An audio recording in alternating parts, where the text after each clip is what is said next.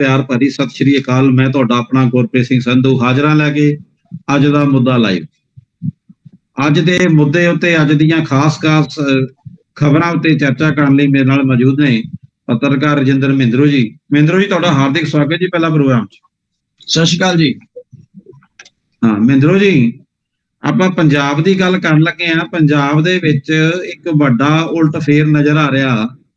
ਪੰਜਾਬ ਸਰਕਾਰ ਨੇ ਇੱਕ ਫੈਸਲਾ ਕੀਤਾ, ਹਾਲਾਂਕਿ ਇਹ ਫੈਸਲਾ ਇਦਾਂ ਦਾ ਫੈਸਲਾ ਜਿਹੜਾ ਉਹ ਪਿਛਲੇ 3 ਸਾਲ ਤੋਂ ਜਿਹੜਾ ਉਹ ਲਗਾਤਾਰ ਹੁੰਦਾ ਆ ਰਿਹਾ ਸੀ। ਪਿਛਲੀ ਕਾਂਗਰਸ ਸਰਕਾਰ ਵੇਲੇ ਹੋਇਆ ਸੀ 2021 ਦੇ ਵਿੱਚ ਸਰਕਾਰ ਨੇ ਇੱਕ ਟੈਕਸ ਲਾਇਆ ਸੀਗਾ ਜਿਹਦਾ ਮਕਸਦ ਸੀਗਾ ਕਿ ਡਿਵੈਲਪਮੈਂਟ ਟੈਕਸ ਕਿਹਾ ਸੀ ਉਹਨੂੰ। ਜਿਹੜੇ ਆਮ ਪ੍ਰੋਫੈਸ਼ਨਲਸ ਨੇ, ਕਿੱਤਾ ਮੁਖੀ ਲੋਕ ਨੇ, ਜਿਨ੍ਹਾਂ ਦੀ ਕਮਾਈ ਜਿਹੜੀ 2.5 ਲੱਖ ਤੋਂ ਸਾਲਾਨਾ ਵੱਧ ਹੈ, ਉਹਨਾਂ ਨੂੰ 200 ਰੁਪਈਆ ਸਾਲ ਦਾ ਉਹਨਾਂ ਕੋਲੋਂ ਟੈਕਸ ਲੈਣਾ ਸੀਗਾ। ਨਾਲ ਦੇ ਨਾਲ ਜਿਹੜੇ ਤਨਖਾਹਦਾਰ ਮੁਲਾਜ਼ਮ ਸੀ ਉਹਨਾਂ ਨੇ ਵੀ 200 ਰੁਪਈਆ ਹਰ ਮਹੀਨੇ 200 ਰੁਪਈਆ ਉਹਨਾਂ ਦੀ ਤਨਖਾਹ ਚੋਂ ਜਿਹੜਾ ਉਹ ਘੱਟ ਹੋ ਰਿਹਾ ਸੀ। ਟਾਰਗੇਟ ਸੀ 142 ਕਰੋੜ ਦਾ 2021 ਦੇ ਵਿੱਚ। 21-22 ਦੇ ਵਿੱਚ ਇਹ ਟਾਰਗੇਟ 156 ਕਰੋੜ ਹੋ ਗਿਆ ਤੇ 22-23 ਦੇ ਵਿੱਚ ਇਹ ਟਾਰਗੇਟ ਜਿਹੜਾ ਉਹ 250 ਕਰੋੜ ਦਾ ਸੀ। ਪਰ ਐਤਕੀ ਜਿਹੜੀ ਆਮ ਆਦਮੀ ਪਾਰਟੀ ਦੀ ਸਰਕਾਰ ਹੈ ਉਹਨੇ ਇਹਦਾ 23-24 ਦੇ ਵਾਸਤੇ 300 ਕਰੋੜ ਰੁਪਈਆ ਜਿਹੜਾ ਇਸ ਮਦ ਹੈ ਜਿਹੜੀ ਇਹ ਡਿਵੈਲਪਮੈਂਟ ਟੈਕਸ ਦੇ ਤਹਿਤ ਇਕੱਠਾ ਕਰਨ ਦਾ ਟੀਚਾ ਰੱਖਿਆ। ਤੇ ਹੁਣ ਤੱਕ ਜਿਹੜੀਆਂ ਤਨਖਾਹਾਂ ਵਾਲੇ ਲੋਕ ਨੇ ਉਹਨਾਂ ਕੋਲੋਂ ਇਹ ਟੈਕਸ ਜਿਹੜਾ ਉਹ ਕੱਟ ਹੁੰਦਾ ਆ ਰਿਹਾ। ਹਰ ਮਹੀਨੇ 200 ਰੁਪਈਆ ਉਹਨਾਂ ਦੀ ਪੈਨਸ਼ਨ ਚੋਂ ਕੱਟ ਲਿਆ ਜਾਂਦਾ। ਇਹ ਵੀ ਨਹੀਂ ਹੈ ਕਿ ਤੁਸੀਂ ਜਮ੍ਹਾਂ ਕਰਾਉਣਾ, ਇਹ ਨਹੀਂ ਕਿ ਤੁਹਾਨੂੰ ਪੈਨਸ਼ਨ ਮਿਲ ਗਈ ਬਾਅਦ 'ਚ ਤੁਸੀਂ ਜਮ੍ਹਾਂ ਕਰਾਉਣਾ। ਤੁਹਾਡੀ ਜਿੱਥੋਂ ਤਨਖਾਹ ਜਾਂ ਪੈਨਸ਼ਨ ਰਿਲੀਜ਼ ਹੁੰਦੀ ਹੈ ਉੱਥੋਂ ਇਹ ਕੱਟ ਲੈ ਜਾਂਦੇ। ਤੇ ਪਹਿਲਾਂ ਤਾਂ ਅਸੀਂ ਤਨਖਾਹ ਤੇ, ਹੁਣ ਨਵਾਂ ਫਾਰਮੂਲਾ ਇਹ ਆ ਗਿਆ ਕਿ 3.5 ਲੱਖ ਪੈਨਸ਼ਨਰ ਨੇ ਪੰਜਾਬ ਦੇ ਵੱਖ-ਵੱਖ ਵਿਭਾਗਾਂ ਦੇ ਵਿੱਚੋਂ ਜਿਹੜੇ ਲੋਕ ਜਿਹੜੇ ਰਿਟਾਇਰ ਹੋਏ ਨੇ, ਉਹਨਾਂ ਲੋਕਾਂ ਦੇ ਕੋਲੋਂ ਵੀ ਹੁਣ 200 ਰੁਪਈਆ ਮਹੀਨਾ ਕੱਟਣਾ ਸ਼ੁਰੂ ਕਰਨ ਲੱਗੀ ਆ ਸਰਕਾਰ। ਇਸ ਹਿਸਾਬ ਨਾਲ ਦੇਖਿਆ ਜਾਵੇ ਤਾਂ 7 ਕਰੋੜ ਰੁਪਈਆ ਹਰ ਮਹੀਨੇ ਦਾ ਬਣਦਾ ਤੇ 84 ਕਰੋੜ ਰੁਪਈਆ ਸਿਰਫ ਪੈਨਸ਼ਨ ਲੈਣ ਵਾਲਿਆਂ ਦੇ ਕੋਲੋਂ ਹੀ ਸਾਲ ਦਾ ਸਰਕਾਰ ਨੇ ਹੁਣ ਕੱਟ ਲੈਣਾ। ਜਦੋਂ ਕਿ ਦੂਜੇ ਪਾਸੇ ਲੋਕੀ ਖੁਸ਼ ਇਸ ਗੱਲ ਤੇ ਸੀਗੇ ਕਿ ਸਾਨੂੰ ਬਿਜਲੀ ਜਿਹੜੀ ਫ੍ਰੀ ਆ ਰਹੀ ਹੈ। ਪਰ ਨਾਲ ਦੀ ਨਾਲ ਬਿਜਲੀ ਫ੍ਰੀ ਆ ਰਹੀ ਹੈ ਤੇ ਲੱਗਦਾ ਸੀ, ਕਿਉਂਕਿ ਵਿਰੋਧੀ ਪਾਰਟੀ ਦਾ ਅਕਸਰ ਕਹਿਣਾ ਸੀ ਕਿ ਕੋਈ ਵੀ ਚੀਜ਼ ਕਦੇ ਫ੍ਰੀ ਦਿੱਤੀ ਨਹੀਂ ਜਾ ਸਕਦੀ ਹੁੰਦੀ, ਸਰਕਾਰ ਉਹ ਪੂਰੇ ਕਰ ਲੈਂਦੀ ਹੈ, ਇੱਕ ਮੱਧ ਵਿੱਚ ਦੇ ਦਿੰਦੀ ਹੈ ਤੇ ਦੂਜੇ ਪਾਸੇ ਪੂਰੇ ਕਰ ਲੈਂਦੀ ਹੈ। ਤੁਸੀਂ ਕਿਵੇਂ ਦੇਖਦੇ ਹੋ ਸਰਕਾਰ ਦੇ ਇਸ ਫੈਸਲੇ? ਸੰਧੂ ਸਾਹਿਬ, ਸਭ ਤੋਂ ਪਹਿਲਾਂ ਤਾਂ ਗੱਲ ਇਹ ਹੈ ਕਿ ਜਦੋਂ ਆਮ ਆਦਮੀ ਪਾਰਟੀ ਨੇ ਸੱਤਾ ਦੇ ਵਿੱਚ ਆਉਣ ਤੋਂ ਪਹਿਲਾਂ ਪ੍ਰਚਾਰ ਸ਼ੁਰੂ ਕੀਤਾ ਸੀ ਤੇ ਉਦੋਂ ਇੱਕ ਦੌੜ ਚੱਲੀ ਸੀ ਕਿ ਲੋਕਾਂ ਨੂੰ ਲੋਕ ਲੁਭਾਵਨੇ ਲਾਲਚ ਦਿਖਾਣੇ, ਲੋਕਾਂ ਨੂੰ ਫ੍ਰੀ ਦੇ ਲਾਲਚ ਦੇਣੇ ਕਿ ਅਸੀਂ ਆਹ ਚੀਜ਼ ਫ੍ਰੀ ਕਰ ਦਾਂਗੇ, ਅਸੀਂ ਆਹ ਚੀਜ਼ ਫ੍ਰੀ ਕਰ ਦਾਂਗੇ। ਜਿਹੜੇ ਕੁਝ ਆਰਥਿਕ ਮੁੱਦਿਆਂ ਦੇ ਐਕਸਪਰਟਸ ਲੋਕ ਨੇ ਉਹ ਉਦੋਂ ਵੀ ਇਸ ਗੱਲ ਦਾ ਬਹੁਤ ਜ਼ੋਰ ਸ਼ੋਰ ਦੇ ਨਾਲ ਰੌਲਾ ਪਾਉਂਦੇ ਰਹੇ ਕਿ ਵੀ ਇਹ ਫ੍ਰੀ ਦੀ ਜਿਹੜੀ ਰਾਜਨੀਤੀ ਆ ਇਹ ਦੇਸ਼ ਨੂੰ, ਸਾਡੇ ਰਾਜ ਨੂੰ, ਸਾਡੇ ਸਮਾਜ ਨੂੰ ਪਿੱਛੇ ਲੈ ਕੇ ਜਾਏਗੀ, ਇਹ ਨੁਕਸਾਨਦੇਹ ਹੈ। ਲੇਕਿਨ ਉਦੋਂ ਕਿਸੇ ਨੇ ਇਸ ਗੱਲ ਦੇ ਉੱਤੇ ਵਿਚਾਰ ਨਹੀਂ ਕੀਤਾ ਔਰ ਕੁਝ ਸਮਾਜ ਸੇਵੀ ਸੰਸਥਾਵਾਂ ਔਰ ਕੁਝ ਸਮਾਜ ਸੇਵਕ ਲੋਕ ਇਸ ਨੂੰ ਮੁੱਦੇ ਨੂੰ ਲੈ ਕੇ ਉਹਨਾਂ ਨੇ ਸੁਪਰੀਮ ਕੋਰਟ ਤੱਕ ਵੀ ਰਿਟ ਪਾਈ ਕਿ ਵੀ ਅਗਰ ਇਹ ਸਾਰੀਆਂ ਰਾਜਨੀਤਿਕ ਪਾਰਟੀਆਂ ਇਸ ਤਰੀਕੇ ਨਾਲ ਲੋਕ ਲੁਭਾਵਨੇ ਆਫਰ ਦੇ ਰਹੇ ਨੇ ਤੇ ਇਹ ਇੰਨੇ ਹਜ਼ਾਰ ਕਰੋੜ ਰੁਪਏ ਦੀ ਇਹਨਾਂ ਨੂੰ ਜ਼ਰੂਰਤ ਪੈਣੀ ਆ, ਇਹ ਪੈਸਾ ਕਿੱਥੋਂ ਲੈ ਕੇ ਆਣਗੇ ਜਦ ਕਿ ਸਰਕਾਰਾਂ ਤਾਂ ਪਹਿਲਾਂ ਹੀ ਘਾਟੇ ਦੇ ਵਿੱਚ ਚੱਲ ਰਹੀਆਂ ਨੇ। ਲੇਕਿਨ ਜਿੱਦਾਂ ਕਿੱਦਾਂ ਕਰਕੇ ਸਮਾਂ ਬੀਤਿਆ ਔਰ ਸਮਾਂ ਬੀਤਣ ਦੇ ਨਾਲ ਲੋਕ ਲੁਭਾਵਨੇ ਫੈਸਲਿਆਂ ਨੂੰ ਦੇਖਦੇ ਹੋਏ, ਬਦਲਾਅ ਨੂੰ ਦੇਖਦੇ ਹੋਏ ਔਰ ਕੁਝ ਪਹਿਲੀਆਂ ਸਰਕਾਰਾਂ ਦੀਆਂ ਨੀਤੀਆਂ ਨੂੰ ਦੇਖਦੇ ਹੋਏ ਲੋਕ ਬਦਲਾਅ ਚਾਹੁੰਦੇ ਸੀ ਤੇ ਲੋਕਾਂ ਨੇ ਆਮ ਆਦਮੀ ਪਾਰਟੀ ਦੇ ਉੱਤੇ ਵਿਸ਼ਵਾਸ ਕੀਤਾ, ਅਰਵਿੰਦ ਕੇਜਰੀਵਾਲ ਜੀ ਦੇ ਉੱਤੇ ਤੇ ਭਗਵੰਤ ਮਾਨ ਜੀ ਦੇ ਉੱਤੇ ਵਿਸ਼ਵਾਸ ਕੀਤਾ ਕਿ ਇਹ ਕੁਝ ਐਸਾ ਰੋਡ ਮੈਪ ਇਹਨਾਂ ਨੇ ਤਿਆਰ ਕੀਤਾ ਹੋਇਆ ਹੈ ਜਿਸ ਦੇ ਨਾਲ ਕਰਪਸ਼ਨ ਘਟੇਗੀ ਔਰ ਹੋਰ ਜਿਹੜੀਆਂ ਚੀਜ਼ਾਂ ਉਹ ਘਟਣਗੀਆਂ। ਤੇ ਜਿਹੜੀ ਲੀਕੇਜ, ਕਿਉਂਕਿ ਕੇਜਰੀਵਾਲ ਜੀ ਨੇ ਦਿੱਲੀ ਦੀਆਂ 2-3 ਉਦਾਹਰਨਾਂ ਦੇ ਕੇ ਲੋਕਾਂ ਨੂੰ ਬਹੁਤ ਉਹਨਾਂ ਦਿਨਾਂ ਦੇ ਵਿੱਚ ਦੱਸਿਆ ਸੀ ਕਿ ਵੀ ਕੋਈ ਪੁਲ ਸੀਗਾ ਉਹਦੇ ਤੇ 14,000 ਕਰੋੜ ਰੁਪਇਆ ਲੱਗਣਾ ਸੀ, ਲੇਕਿਨ ਅਸੀਂ ਉਹ ਪੁਲ ਘੱਟ ਸਮੇਂ ਦੇ ਵਿੱਚ 700 ਕਰੋੜ ਰੁਪਏ ਦੇ ਵਿੱਚ ਜਾਂ ਅੱਧੇ ਪੈਸਿਆਂ ਦੇ ਵਿੱਚ ਮਤਲਬ ਪੁਲ ਬਣਾ ਲਿਆ ਔਰ ਉਹਦੇ ਤੋਂ ਵਧੀਆ ਕੁਆਲਿਟੀ ਦਾ ਬਣਾ ਲਿਆ ਜਦ ਕਿ ਅੱਜ ਮਹਿੰਗਾਈ ਪਹਿਲੇ ਨਾਲੋਂ ਕਿਤੇ ਜ਼ਿਆਦਾ ਹੈ। ਤਾਂ ਇਸ ਤਰ੍ਹਾਂ ਦੀਆਂ ਚੀਜ਼ਾਂ ਨੂੰ ਦੇਖ ਕੇ ਲੋਕਾਂ ਨੇ ਇਹ ਮਹਿਸੂਸ ਕੀਤਾ ਸੀ ਕਿ ਸ਼ਾਇਦ ਆਮ ਆਦਮੀ ਪਾਰਟੀ ਦੇ ਸੁਪਰੀਮੋ ਅਰਵਿੰਦ ਕੇਜਰੀਵਾਲ ਜੀ ਦੇ ਕੋਲ ਕੋਈ ਨਾ ਕੋਈ ਐਸਾ ਫਾਰਮੂਲਾ ਹੈ ਜਿਸ ਦੇ ਨਾਲ ਇਹ ਜਿਹੜੀ ਕਰਪਸ਼ਨ ਦੀ ਲੀਕੇਜ ਹੈ ਉਹ ਬੰਦ ਹੋਣਗੀਆਂ ਔਰ ਸਾਫ਼ ਸੁਥਰੇ ਤਰੀਕੇ ਦੇ ਨਾਲ ਜਿਹੜੇ ਕੰਮ ਹੋਣਗੇ ਤੇ ਇਹ ਪੈਸਾ ਜਿਹੜਾ ਆ ਐਸਾ ਆ ਜਾਏਗਾ ਕਿ ਜਿਸ ਦੇ ਨਾਲ ਪੰਜਾਬ ਸਟੇਟ ਦੀ ਡਿਵੈਲਪਮੈਂਟ ਵੀ ਹੋਏਗੀ ਔਰ ਲੋਕਾਂ ਨੂੰ ਇਹ ਜਿਹੜੇ ਆਫਰ ਕੀਤੇ ਜਾ ਰਹੇ ਆ ਫ੍ਰੀ ਦੀਆਂ ਗਿਫਟ ਚੀਜ਼ਾਂ ਉਹ ਵੀ ਜਿਹੜੀਆਂ ਦਿੱਤੀਆਂ ਜਾ ਸਕਣਗੀਆਂ, ਕਿਉਂਕਿ ਕੇਜਰੀਵਾਲ ਜੀ ਇੱਕ ਪੜ੍ਹੇ ਲਿਖੇ ਹੋਣ ਦੇ ਕਰਕੇ ਲੋਕ ਉਹਨਾਂ ਦੇ ਉੱਤੇ ਵਿਸ਼ਵਾਸ ਕਰਦੇ ਸੀ। ਹੁਣ ਆ ਗਈ ਗੱਲ ਕਿ ਸਰਕਾਰ ਵੀ ਸੱਤਾ 'ਚ ਆ ਗਈ, ਪਾਰਟੀ ਨੇ ਆਪਣਾ ਪੰਜਾਬ ਦੇ ਵਿੱਚ ਸਰਕਾਰ ਸਥਾਪਿਤ ਕਰਕੇ ਹੁਣ ਆ ਗਿਆ ਸਮਾਂ, ਲਗਭਗ 1.5 ਤੋਂ 1.5 ਸਾਲ ਦੇ ਵਿੱਚ ਸਮਾਂ ਬੀਤ ਗਿਆ। ਤਾਂ ਹੁਣ ਉਹ ਚੀਜ਼ਾਂ ਲੋਕ ਉਮੀਦ ਕਰਦੇ ਆ ਕਿ ਸਾਨੂੰ ਉਹ ਕੀਤੇ ਹੋਏ ਵਾਅਦੇ ਪੂਰੇ ਕੀਤੇ ਜਾਣ, ਜਦ ਕਿ 3 ਲੱਖ ਕਰੋੜ ਰੁਪਏ ਦੇ ਕਰੀਬ ਦਾ ਪਹਿਲਾਂ ਤੋਂ ਕਰਜ਼ਾ ਸੀ ਤੇ ਭਗਵੰਤ ਮਾਨ ਜੀ ਨੇ ਵਾਅਦਾ ਕੀਤਾ ਸੀ ਕਿ ਮੈਂ ਇੱਕ ਕਰਜ਼ਾ ਮੁਕਤ ਪੰਜਾਬ ਬਣਾਉਂਗਾ। ਹੋਰ ਰੇਤਾ ਦੀ ਬੜੀ ਇੱਥੇ ਮੁਸ਼ਕਿਲਾਂ ਸੀ, ਤੁਹਾਡੇ ਸਾਹਮਣੇ ਸਾਰੀਆਂ ਚੀਜ਼ਾਂ, ਤਾਂ ਇਹਨਾਂ ਨੇ ਉਹ ਸਾਰੀਆਂ ਚੀਜ਼ਾਂ ਨੂੰ ਸੁਖਾਲਾ ਕਰਨ ਦੇ ਲਈ ਲੋਕਾਂ ਨਾਲ ਵਾਅਦੇ ਕੀਤੇ ਸੀ। ਹੁਣ ਲੋਕ ਤਾਂ ਉਮੀਦ ਕਰਦੇ ਆ, ਇੱਕ ਹੋਰ ਬੜਾ ਵੱਡਾ ਵਾਅਦਾ ਕੀਤਾ ਹੋਇਆ 1000 ਰੁਪਇਆ ਹਰ ਔਰਤ ਨੂੰ 18 ਸਾਲ ਤੋਂ ਉੱਪਰ ਦੇ ਲੇਡੀ ਨੂੰ ਦੇਣ ਦਾ ਪੰਜਾਬ ਦੇ ਵਿੱਚ, ਲੋਕ ਉਹ ਵੀ ਉਮੀਦ ਕਰਦੇ ਆ। ਤੇ ਜੇ ਇਹ ਪੂਰੇ ਨਹੀਂ ਕਰਦੇ ਤਾਂ ਕੱਲ ਨੂੰ ਵਿਰੋਧੀ ਪਾਰਟੀਆਂ ਨੇ ਵੀ ਤੇ ਲੋਕਾਂ ਨੇ ਵੀ ਕਿਤੇ ਨਾ ਕਿਤੇ ਆਉਣ ਵਾਲੇ ਸਮੇਂ ਦੇ ਵਿੱਚ ਇਹ ਸਵਾਲ ਚੁੱਕਣਾ ਹੈ। ਸੋ ਉਹਨਾਂ ਨੂੰ ਪੂਰੇ ਕਰਨ ਦੇ ਲਈ ਔਰ ਆਪਣੇ ਵਾਅਦਿਆਂ ਨੂੰ ਪੂਰੇ ਕਰਨ ਲਈ ਸਰਕਾਰ ਦੇ ਕੋਲ ਪੈਸੇ ਦੀ ਫਿਰ ਕਮੀ ਮਹਿਸੂਸ ਹੋ ਰਹੀ ਹੈ ਤੇ ਉਸ ਕਮੀ ਨੂੰ ਪੂਰਾ ਕਰਨ ਦੇ ਲਈ ਮੈਂ ਸਮਝਦਾ ਕਿ ਇਹ ਜਿਹੜਾ ਇੱਕ ਕਦਮ ਚੁੱਕਣ ਦੀ ਕੋਸ਼ਿਸ਼ ਕੀਤੀ ਜਾ ਰਹੀ ਹੈ, ਪਰ ਲੋਕ ਇਸ ਨੂੰ ਬੁਰਾ ਮੰਨਣਗੇ ਐਸਾ ਮੇਰਾ ਮੰਨਣਾ। ਕਿਉਂਕਿ ਲੋਕਾਂ ਨੂੰ ਇਹ ਲੱਗੇਗਾ ਕਿ ਇਹ ਸਾਨੂੰ ਸਹੂਲਤਾਂ ਦੇਣ ਦੇ ਬਦਲੇ ਸਾਡੇ ਉੱਤੇ ਬੋਝ ਹੋਰ ਵਧਾ ਰਹੇ ਨੇ, ਸਾਡੀਆਂ ਸਹੂਲਤਾਂ ਜਿਹੜੀਆਂ ਆਲਰੇਡੀ ਸਾਨੂੰ ਮਿਲ ਰਹੀਆਂ ਨੇ ਉਹਨਾਂ ਦੇ ਵਿੱਚ ਕਟੌਤੀ ਕਰ ਰਹੇ ਨੇ, ਤੇ ਇਸ ਕਰਕੇ ਲੋਕਾਂ ਦੇ ਵਿੱਚ ਇਸ ਦੇ ਨਾਲ ਮੇਰੇ ਖਿਆਲ ਦੇ ਵਿੱਚ ਸਰਕਾਰ ਦਾ ਅਕਸ ਜਿਹੜਾ ਹੈ ਉਹ ਖਰਾਬ ਹੋਏਗਾ। ਜੀ ਮਹਿੰਦਰ ਜੀ, ਇੱਥੇ ਗੱਲ ਇੱਕ ਹੋਰ ਵੀ ਨੋਟ ਕਰਨ ਵਾਲੀ ਹੈ। ਅਪ੍ਰੈਲ ਮਹੀਨੇ ਦੇ ਵਿੱਚ ਵੋਟਾਂ ਪਈਆਂ ਨੇ, ਲੋਕ ਸਭਾ ਦੀ ਜਿਮਨੀ ਚੋਣ ਸੀ ਜਲੰਧਰ ਦੀ। ਉਸ ਤੋਂ ਪਹਿਲਾਂ ਬਜਟ ਸੀ ਪੰਜਾਬ ਸਰਕਾਰ ਦਾ। ਪੰਜਾਬ ਸਰਕਾਰ ਨੇ ਜਿਹੜਾ ਬਜਟ ਪੇਸ਼ ਕੀਤਾ ਉਹ ਜਿਹੜਾ ਟੈਕਸ ਉਹਦੇ ਤੇ ਹੈ ਨਹੀਂ ਸੀ, ਕੋਈ ਵੀ ਟੈਕਸ ਫ੍ਰੀ ਬਜਟ ਜਿਹੜਾ ਉਹ ਪੇਸ਼ ਕੀਤਾ ਤੇ ਬੜਾ ਚੰਗਾ ਲੱਗਾ ਲੋਕਾਂ ਨੂੰ।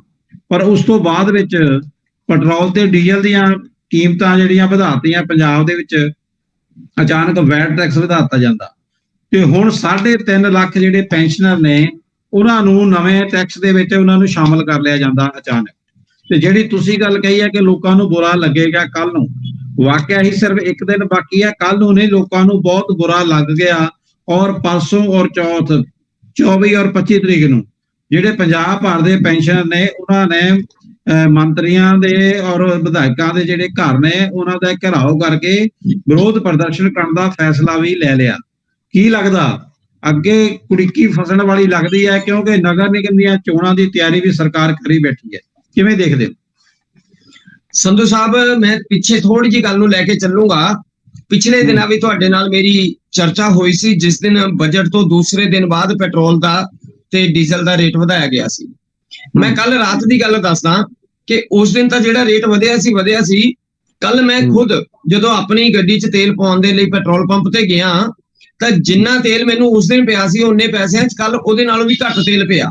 ਤਾਂ ਮੈਂ ਦੇਖਿਆ ਕਿ ਵੀ ਇਹ ਬਿਨਾਂ ਦੱਸੇ, ਬਿਨਾਂ ਰੌਲਾ ਪਾਏ, ਰਾਤੋਂ ਰਾਤ ਫਿਰ ਇਹਦੇ 'ਚ ਤੇਲ ਦੇ ਵਿੱਚ ਜਿਹੜਾ ਆ ਰੇਟ ਦਾ ਵਾਧਾ ਕਰ ਦਿੱਤਾ ਗਿਆ ਤਾਂ ਕਿ ਸ਼ੋਰ ਸ਼ਰਾਬਾ ਨਾ ਹੋਵੇ।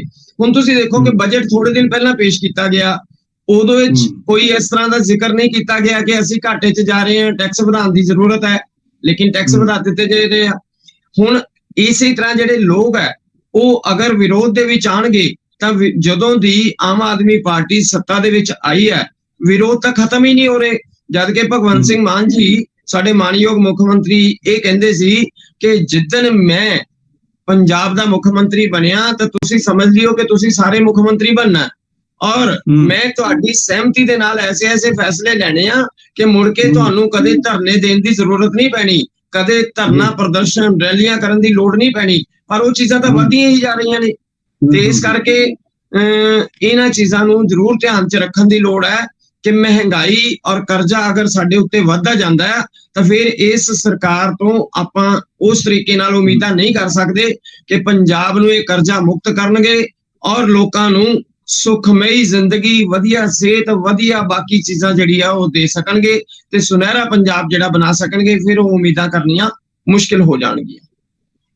ਬਿਲਕੁਲ ਜੀ, ਹਾਲਾਂਕਿ ਇਹ ਵੀ ਤੱਥ, ਇਹ ਵੀ ਸੱਚਾਈ ਹੈ ਕਿ ਕੋਈ ਵੀ ਜਿਹੜਾ ਡਾਕਟਰ ਮਨਮੋਹਨ ਸਿੰਘ ਹੋਣੀ ਜਿਹੜੀ ਗੱਲ ਕਹੀ ਸੀ ਕਿ ਜਿਹੜੇ ਨੋਟ ਆ ਉਹ ਰੁੱਖਾਂ ਨੂੰ ਨਹੀਂ ਲੱਗਦੇ, ਨੋਟ ਆਉਂਦੇ ਲੋਕਾਂ ਦੀ ਜੇਬ ਦੇ ਵਿੱਚੋਂ ਹੀ ਨੇ ਤੇ ਇੱਕ ਜੇਬ ਚੋਂ ਕੱਢ ਕੇ ਦੂਜੀ ਜੇਬ 'ਚ ਪਾਉਣ ਦੀ ਜਿਹੜੀ ਮੁਹਾਰਤ ਆ, ਤੇ ਇਹ ਜਿਹੜੀਆਂ ਸਰਕਾਰਾਂ ਨੂੰ ਜ਼ਰੂਰ ਹੋਣੀ ਚਾਹੀਦੀ ਹੈ ਕਿ ਕਿਹਦੀ ਜੇਬ ਚੋਂ ਕੱਢਣੇ ਤੇ ਕਿਹਦੀ ਜੇਬ 'ਚ ਪਾਉਣੇ ਨੇ ਤੇ ਸਾਰੇ ਵਰਗਾਂ ਨੂੰ ਕਿਵੇਂ ਖੁਸ਼ ਕਰਨਾ। ਉਮੀਦ ਕਰਦੇ ਹਾਂ ਕਿ ਆਉਣ ਵਾਲੇ ਸਮੇਂ ਦੇ ਵਿੱਚ ਜਿਹੜੀ ਪੰਜਾਬ ਸਰਕਾਰ ਫੈਸਲਾ ਲਏਗੀ ਉਹ ਕੋਸ਼ਿਸ਼ ਕਰੇਗੀ ਕਿ ਉਹਨਾਂ ਦਾ ਜਿਹੜਾ ਕੋਈ ਵੀ ਮਾਮਲਾ, ਕੋਈ ਵੀ ਜਿਹੜਾ ਟੈਕਸ ਲਾਗੂ ਕਰਦੇ ਨੇ, ਉਹ ਸਾਰੇ ਜਿਹੜੇ ਵਰਗ ਨੇ ਉਹਨਾਂ ਨੂੰ ਨਾਰਾਜ਼ ਕਰਨ ਵਾਲਾ ਨਹੀਂ ਹੋਣਾ ਚਾਹੀਦਾ। ਕੋਈ ਨਾ ਕੋਈ ਤੇ ਰੱਖ ਰਹਿਣਗੇ ਕਿਉਂਕਿ ਹਲੇ ਸਫ਼ਰ ਲੰਬਾ ਆ, ਹਰੇ ਕਰੀਬ 4 ਸਾਲ, ਪੌਣੇ 4 ਸਾਲ ਦਾ ਸਮਾਂ ਜਿਹੜਾ ਸਰਕਾਰ ਲਈ ਬਾਕੀ ਪਿਆ। ਹਲੇ ਇਮਤਿਹਾਨ ਜਿਹੜੇ ਆ ਹੋਰ ਵੀ ਸਿਰ ਤੇ ਪੈ ਸਕਦੇ ਆ। ਤੇ ਆਪਾਂ ਮਹਿੰਦਰੂ ਜੀ ਇੱਕ ਹੋਰ ਗੱਲ ਕਰਾਂਗੇ ਅੱਜ ਦੀ। ਪਿਛਲੇ ਦਿਨੀ ਅਕਾਲ ਤਖਤ ਸਾਹਿਬ ਦੇ ਜਥੇਦਾਰ, ਕਾਰਜਕਾਰੀ ਜਥੇਦਾਰ ਗਿਆਨੀ ਹਰਪ੍ਰੀਤ ਸਿੰਘ ਹੋਣੀ ਅਸਤੀਫਾ ਦਿੱਤਾ ਸੀ। ਪਹਿਲਾਂ ਕਿਹਾ ਤਾਂ ਜਾ ਰਿਹਾ ਸੀ ਕਿ ਜੀ ਮੀਟਿੰਗ ਬੁਲਾ ਰਹੀ ਹੈ, ਉਹਦੇ 'ਚ ਉਹਨਾਂ ਨੂੰ ਹਟਾਤਾ ਜਾਣਾ, ਪਰ ਹਟਾਉਣ ਦੀ ਥਾਂ ਤੇ ਇਹ ਗੱਲ ਕਹੀ ਗਈ ਅਸਤੀਫਾ ਮੰਗਾਇਆ ਗਿਆ।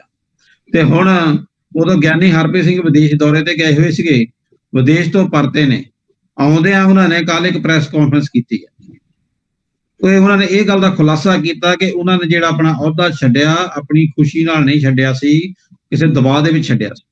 ਤੇ ਉਹਨਾਂ ਨੇ ਕਿਹਾ ਸੀ, ਉਹ ਪਹਿਲਾਂ ਕਹਿ ਚੁੱਕੇ ਸੀ ਕਿ ਜੇ ਉਹਨਾਂ ਤੇ ਕਿਸੇ ਤਰੀਕੇ ਨਾਲ ਕਦੀ ਦਬਾਅ ਪਿਆ ਤਾਂ ਉਹ ਆਪਣਾ ਉਹਦਾ ਤੁਰੰਤ ਛੱਡ ਕੇ ਪਾਸੇ ਹੋ ਜਾਣਗੇ, ਉਹ ਦਬਾਅ ਸਹਿਣ ਨਹੀਂ ਕਰਨਗੇ। ਤੇ ਹੁਣ ਉਹ ਇਹ ਵੀ ਗੱਲ ਕਹਿਣ ਲੱਗ ਗਏ, ਉਹਨਾਂ ਨੇ ਇਹ ਵੀ ਗੱਲ ਕਹਿਤੀ ਵੀ ਜੇ ਮੈਨੂੰ ਕਹਿ ਦੇਣਗੇ ਤਾਂ ਫਿਰ ਦਮਦਮਾ ਸਾਹਿਬ ਦੇ ਜਥੇਦਾਰ ਦਾ ਅਹੁਦਾ ਵੀ ਮੈਂ ਛੱਡਣ ਲਈ ਤਿਆਰ ਬੈਠਾ। ਤੇ ਨਾਲ ਦੇ ਨਾਲ ਇੱਕ ਅਕਾਲੀ ਆਗੂ ਨੇ ਬਲਟੋਹਾ ਜੀ, ਵਿਰਸਾ ਸਿੰਘ ਬਲਟੋਹਾ, ਕਹਿੰਦੇ ਉਹਨਾਂ ਨੇ ਇੱਕ ਬਿਆਨ ਆਇਆ ਸੀਗਾ ਵੀ ਸਾਡਾ ਜਿਹੜਾ ਜਥੇਦਾਰ ਹੈ ਉਹ ਨਾ ਤਾਂ ਉਹਦੇ ਪੜ੍ਹੇ ਲਿਖੇ ਹੋਣ ਦੀ ਲੋੜ ਹੈ ਤੇ ਨਾ ਹੀ ਉਹ ਕਥਾਵਾਚਕ ਜਾਂ ਗਿਆਨੀ ਧਿਆਨੀ ਜਾਂ ਕੀਰਤਨੀਆ ਹੋਣ ਦੀ ਲੋੜ ਹੈ। ਸਾਡਾ ਜਿਹੜਾ ਜਥੇਦਾਰ ਹੈ ਉਹ ਤਾਂ ਧੜੱਲੇਦਾਰ ਚਾਹੀਦਾ ਕਹਿੰਦੇ। ਤੇ ਗਿਆਨੀ ਹਰਪ੍ਰੀਤ ਸਿੰਘ ਹੋਣੀ ਕਹਿੰਦੇ ਫਿਰ ਜਿਹੜੇ ਬਲਟੋਹਾ ਜੀ ਹੈਗੇ ਆ ਉਹ ਫਿਰ ਏਦਾਂ ਦੇ ਤਾਂ ਹੈਗੇ ਹੀ ਆ ਨਾ, ਕਿਉਂਕਿ ਉਹ ਦਬਦਬਾ ਦਾ ਜਿਹੜਾ ਪਾਣਾ ਜਾਣਦੀ ਹੈ। ਫਿਰ ਕਹਿੰਦੇ ਬਲਟੋਹਾ ਜੀ ਨੂੰ ਹੀ ਬਣਾ ਦਿਓ ਜਥੇਦਾਰ, ਫਿਰ ਕਿਸੇ ਹੋਰ ਕਾਬਲ ਬੰਦੇ ਨੂੰ ਬਿਠਾਉਣ ਦੀ ਲੋੜ ਵੀ ਕੀ ਹੈ। ਕਿਵੇਂ ਦੇਖਦੇ ਹੋ ਸੰਧੂ ਸਾਹਿਬ? ਗੱਲ ਇਹ ਹੈ ਕਿ ਜਿਹੜਾ ਇਹ ਗਿਆਨੀ ਜੀ ਦਾ ਅਸਤੀਫਾ ਆਇਆ ਹੈ, ਇਹ ਤਾਂ ਬੜਾ ਕਲੀਅਰ ਸ਼ਬਦਾਂ ਦੇ ਵਿੱਚ ਕਲੀਅਰ ਕਰਦਾ ਹੈ ਆਪਣੇ ਆਪ ਦੇ ਵਿੱਚ ਕਿ ਇਹ ਅਸਤੀਫਾ ਜਿਹੜਾ ਆ ਉਹਨਾਂ ਨੇ ਆਪਣੀ ਕਿਸੇ ਮਜਬੂਰੀ ਦੇ ਤਹਿਤ ਨਹੀਂ ਦਿੱਤਾ, ਇਹ ਉਹਨਾਂ ਨੇ ਦਬਾਅ ਦੇ ਹੇਠ ਜਿਹੜਾ ਆ ਉਹ ਅਸਤੀਫਾ ਦਿੱਤਾ। ਤੇ ਦੂਸਰੀ ਗੱਲ ਨੂੰ ਅਗਰ ਆਪਾਂ ਯਾਦ ਕਰੀਏ ਕਿ ਜਦੋਂ ਉਹਨਾਂ ਨੇ ਕਿਹਾ ਸੀ ਕਿ ਮੈਂ ਸਾਫ਼ ਸੁਥਰਾ ਕੰਮ ਕਰਨਾ ਹੈ ਤੇ ਅਗਰ ਮੇਰੇ ਉੱਤੇ ਕੋਈ ਗਲਤ ਕੰਮ ਕਰਨ ਦੇ ਲਈ ਕਿਸੇ ਵੀ ਤਰੀਕੇ ਦਾ ਦਬਾਅ ਬਣਾਇਆ ਜਾਏਗਾ ਤਾਂ ਮੈਂ ਮਜਬੂਰੀ ਵਸ਼ ਅਸਤੀਫਾ ਦੇ ਦਊਂਗਾ, ਪਿੱਛੇ ਹਟ ਜਾਊਂਗਾ, ਪਰ ਮੈਂ ਕੋਈ ਗਲਤ ਕੰਮ ਨਹੀਂ ਕਰੂੰਗਾ। ਤੇ ਮੈਂ ਸਮਝਦਾ ਕਿ ਉਹਨਾਂ ਦਾ ਇਹ ਫੈਸਲਾ ਸਿੱਖ ਸਮਾਜ ਦੇ ਲਈ, ਸਿੱਖ ਪੰਥ ਦੇ ਲਈ ਇੱਕ ਵਧੀਆ ਫੈਸਲਾ ਸੀ ਕਿ ਵੀ ਮੈਂ ਸਿੱਖੀ ਦੇ ਲਈ ਇੱਕ ਵਧੀਆ ਤਰੀਕੇ ਦੀ ਰਾਜਨੀਤੀ ਦੇ ਨਾਲ ਧਰਮ ਦਾ ਕੰਮ ਕਰੂੰਗਾ ਤਾਂ ਕਿ ਮੈਂ ਕਿਸੇ ਦਾ ਵੀ ਸਿੱਖ ਸਮਾਜ ਦਾ ਨੁਕਸਾਨ ਨਹੀਂ ਹੋਣ ਦਊਂਗਾ। ਲੇਕਿਨ ਗੱਲ ਆ ਗਈ ਬਲਟੋਹਾ ਜੀ ਦੀ। ਬਲਟੋਹਾ ਜੀ ਕਹਿੰਦੇ ਕਿ ਸਾਨੂੰ ਜਥੇਦਾਰ ਪੜ੍ਹਿਆ ਲਿਖਿਆ ਨਹੀਂ ਚਾਹੀਦਾ, ਵਧੀਆ ਕਥਾਵਾਚਕ ਨਹੀਂ ਚਾਹੀਦਾ, ਵਧੀਆ ਗਿਆਨਵਾਨ ਨਹੀਂ ਚਾਹੀਦਾ, ਸਾਨੂੰ ਸਿਰਫ ਧੜੱਲੇਦਾਰ ਜਿਹੜਾ ਹੈ ਜਥੇਦਾਰ ਚਾਹੀਦਾ ਹੈ। ਤੇ ਫਿਰ ਇੰਨੀ ਗੱਲ ਕਹਿਣਾ ਵੀ ਇੱਕ ਧੜੱਲੇ ਦੀ ਗੱਲ ਹੈ। ਤੇ ਗਿਆਨੀ ਜੀ ਨੇ ਜਿਹੜਾ ਇਹਦੇ ਤੇ ਜਿਹੜੇ ਕਹਿੰਦੇ ਬਸ ਦਲੇਰ ਚਾਹੀਦਾ ਬੰਦਾ ਜੀ, ਜਥੇਦਾਰ ਜਿਹੜਾ ਹੋਵੇ ਦਲੇਰ ਚਾਹੀਦਾ। ਜਿਹੜਾ ਜਵਾਬ ਹੈ ਗਿਆਨੀ ਹਰਪ੍ਰੀਤ ਸਿੰਘ ਜੀ ਨੇ ਜਿਹੜਾ ਦਿੱਤਾ ਹੈ ਕਿ ਵੀ ਇਹ ਤਾਂ ਫਿਰ ਧੜੱਲੇਦਾਰ ਹੈਗੇ ਹੀ ਆ, ਜਿਹੜੀ ਇੰਨੀ ਗੱਲ ਕਹਿ ਰਹੇ ਆ ਕਿ ਸਾਨੂੰ ਗਿਆਨਵਾਨ ਨਹੀਂ ਚਾਹੀਦਾ, ਸਾਨੂੰ ਵਧੀਆ ਬੋਲਣ ਵਾਲਾ ਪ੍ਰਵਕਤਾ ਨਹੀਂ ਚਾਹੀਦਾ, ਸਾਨੂੰ ਕੋਈ ਪੜ੍ਹਿਆ ਲਿਖਿਆ ਜਥੇਦਾਰ ਨਹੀਂ ਚਾਹੀਦਾ, ਤੇ ਫਿਰ ਤਾਂ ਇਹਨਾਂ ਤੋਂ ਵਧੀਆ ਜਥੇਦਾਰ ਕੋਈ ਵੀ ਨਹੀਂ ਹੋ ਸਕਦਾ। ਤੇ ਮੈਂ ਸਮਝਦਾ ਕਿ ਉਹਨਾਂ ਨੇ ਇੱਕ ਤੰਜ ਕੱਸਿਆ, ਇੱਕ ਤੰਜ ਦੇ ਰੂਪ ਦੇ ਵਿੱਚ ਉਹਨਾਂ ਨੂੰ ਜਵਾਬ ਵੀ ਦਿੱਤਾ।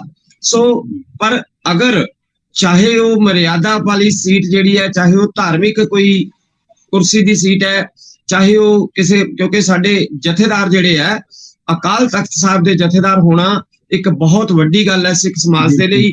ਫਿਰ ਉਹ ਵੀ ਜਿਹੜੇ ਮਤਲਬ ਗਿਆਨਵਾਨ ਹੋਣ ਤਾਂ ਹੋਰ ਵੀ ਇੱਜ਼ਤ ਵੱਧਦੀ ਹੈ। ਤੇ ਇਸ ਕਰਕੇ ਮੈਂ ਸਮਝਦਾ ਕਿ ਉੱਥੇ ਜਿਹੜੇ ਵੀ ਲੋਕ ਵਿਰਾਜਮਾਨ ਹੁੰਦੇ ਆ ਉਹ ਲੋਕਾਂ ਦੇ ਲਈ ਬਹੁਤ ਹੀ ਆਦਰਣੀय ਹੈ, ਰਿਸਪੈਕਟਡ ਹਨ। ਤੇ ਇਸ ਕਰਕੇ ਉੱਥੇ ਵਧੀਆ ਲੋਕ ਹੀ ਆਣਗੇ, ਤਾਂ ਹੀ ਫਿਰ ਉਸ ਸਮਾਜ ਦੀ, ਉਸ ਪੰਥ ਦੀ, ਉਸ ਧਰਮ ਦੀ ਜਿਹੜੀ ਹੈ ਇੱਜ਼ਤ ਹੋਰ ਵੀ ਵਧੇਗੀ। ਜੀ ਮਹਿੰਦਰੋ ਜੀ, ਇੱਥੇ ਮੈਂ ਨਾ ਇੱਕ ਚੀਜ਼ ਹੋਰ ਵੀ ਸੋਚ ਰਿਹਾ ਸੀ ਕਿ ਜਿਹੜੀ ਇਹ ਗੱਲ ਕਹੀ ਨਾ ਜਥੇਦਾਰ ਸਾਹਿਬ ਨੇ, ਕਿਉਂਕਿ ਆਪ ਤੇ ਸਿਆਸੀ ਜਿਹੜੇ ਆ ਉਹ ਲੀਡਰ ਨਹੀਂਗੇ, ਉਹ ਗੈਰ ਸਿਆਸੀ ਲੋਕ ਨੇ, ਉਹ ਜਿਹੜੇ ਆ ਕਥਾਵਾਚਕ ਨੇ, ਵਿਦਵਾਨ ਲੋਕ ਨੇ ਤੇ ਗ੍ਰੰਥੀ ਪਿਛੋਕੜ ਦੇ ਨੇ।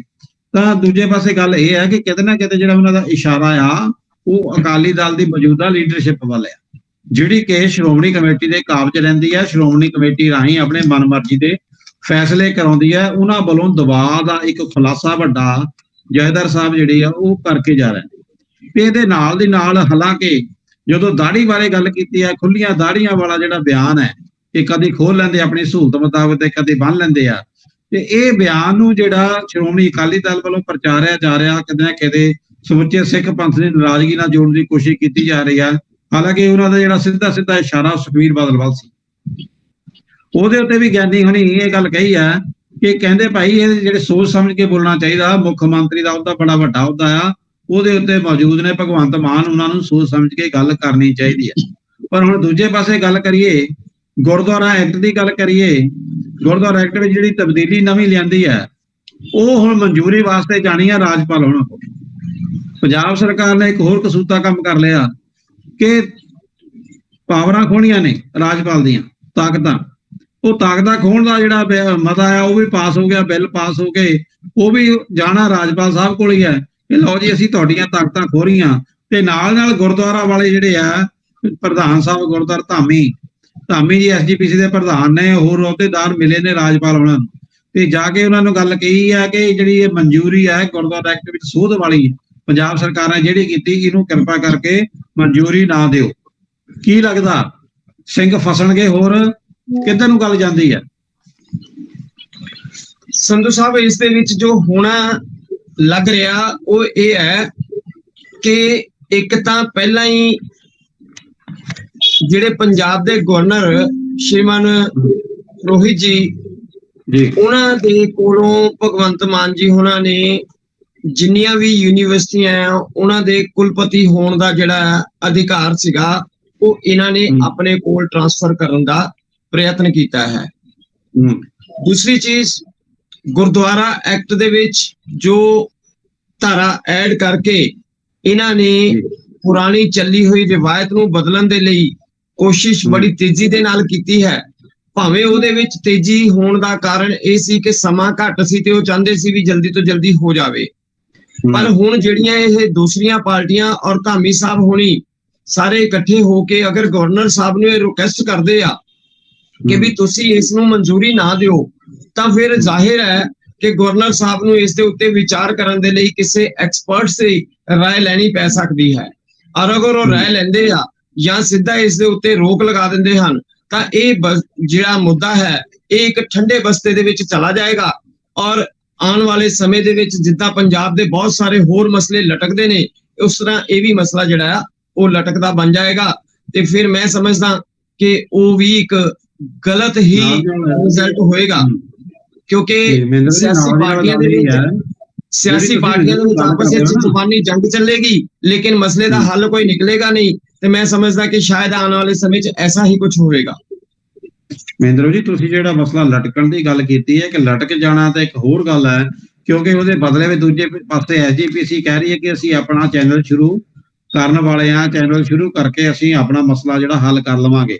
ਪਰ ਕਿਤੇ ਨਾ ਕਿਤੇ ਜਿਸ ਤਰ੍ਹਾਂ ਭਗਵੰਤ ਮਾਨ ਜੀ ਦੇ ਬਿਆਨਾਂ ਨੂੰ ਵਿਰੋਧੀ ਧਿਰ ਜਿਹੜੀ ਫੜ ਰਹੀ ਹੈ, ਉਹਨਾਂ ਦਾ ਇੱਕ ਪੁਆਇੰਟ ਨੋਟ ਕੀਤਾ ਜਾ ਰਿਹਾ, ਕਿਤੇ ਨਾ ਕਿਤੇ ਦਾੜੀਆਂ ਵਾਲ ਤੋਂ ਬਾਅਦ ਅਗਰ ਇਹ ਮੁੱਦਾ ਵੀ ਅੱਗੇ ਵਾਧਾ ਦਖਲ ਦਾ, ਸਿਆਸੀ ਦਖਲ ਅੰਦਾਜ਼ੀ ਦਾ SGPC ਦੇ ਵਿੱਚ ਜਾਂ ਸਿੱਖ ਧਾਰਮਿਕ ਮਾਮਲਿਆਂ ਵਿੱਚ, ਤੇ ਮੈਨੂੰ ਲੱਗਦਾ ਕਿਤੇ ਨਾ ਕਿਤੇ ਇੱਕ ਪੇਚ ਜਿਹੜਾ ਵਿਰੋਧੀ ਪਾਰਟੀਆਂ ਉਹ ਕੱਸਦੀਆਂ ਜਾ ਰਹੀਆਂ ਨੇ ਭਗਵੰਤ ਮਾਨ ਜੀ ਦੇ ਖਿਲਾਫ।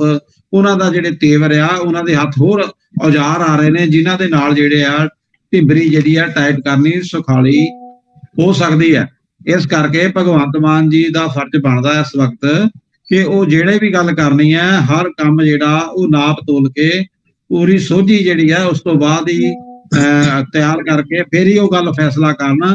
ਇਹ ਨਾ ਹੋਵੇ ਕਿ ਤੈਸ਼ ਵਿੱਚ ਆ ਕੇ ਕੋਈ ਬਿਆਨ ਇਦਾਂ ਦਾ ਦੇ ਜਾਣ ਜਿਹੜਾ ਆਉਣ ਵਾਲੇ ਸਮੇਂ 'ਚ ਆਮ ਆਦਮੀ ਪਾਰਟੀ ਲਈ ਔਰ ਉਹਨਾਂ ਦੇ ਅਹੁਦੇ ਵਾਸਤੇ ਵੀ ਕਿਤੇ ਨਾ ਕਿਤੇ ਘਾਤਕ ਨਾ ਹੋ ਜਾਵੇ। ਤੋਂ ਆਪਾਂ ਅਗਲੇ ਮੁੱਦੇ ਵੱਲ ਚੱਲਦੇ ਹਾਂ। ਮਹਿੰਦਰੋ ਜੀ, ਪਹਿਲਾਂ ਪਿੱਛੇ ਜੇ ਖਬਰ ਆਈ ਸੀ ਪਾਕਿਸਤਾਨ ਦੇ ਵਿੱਚ, ਜਦੋਂ ਕਿ ਪਾਕਿਸਤਾਨ ਦੇ ਵਿੱਚ ਸਭ ਤੋਂ ਵੱਡੀ ਤਾਂ ਖਬਰ ਇਹ ਆਉਂਦੀ ਹੁੰਦੀ ਸੀ ਕਿ ISI ਹੈ ਜੀ, ਉਹ ਦਖਲ ਦਿੰਦੀ ਆ ਪੰਜਾਬ ਦੇ ਵਿੱਚ ਵੀ ਤੇ ਜੰਮੂ ਕਸ਼ਮੀਰ ਦੇ ਵਿੱਚ ਵੀ ਤੇ ਗੜਬੜ ਫੈਲਾਉਂਦੀ ਆ ਤੇ ਬਹੁਤ ਸਾਰੇ ਲੋਕ ਨੇ ਜਿਨ੍ਹਾਂ ਨੂੰ ਉੱਥੇ ਸ਼ਰਨ ਦਿੰਦੀ ਆ ਤੇ ਉਹਨਾਂ ਦੀ ਸ਼ਰਨ ਹਾਸਲ ਜਿਹੜੇ ਨੇ ਵਿਅਕਤੀ ਨੇ ਉਹ ਪੰਜਾਬ ਦੇ ਵਿੱਚ ਔਰ ਜੰਮੂ ਕਸ਼ਮੀਰ ਦੇ ਵਿੱਚ ਗੜਬੜ ਫੈਲਾਉਣ ਦੇ ਵਿੱਚ ਬੜੀ ਭੂਮਿਕਾ ਨਿਭਾ ਰਹੇ ਨੇ।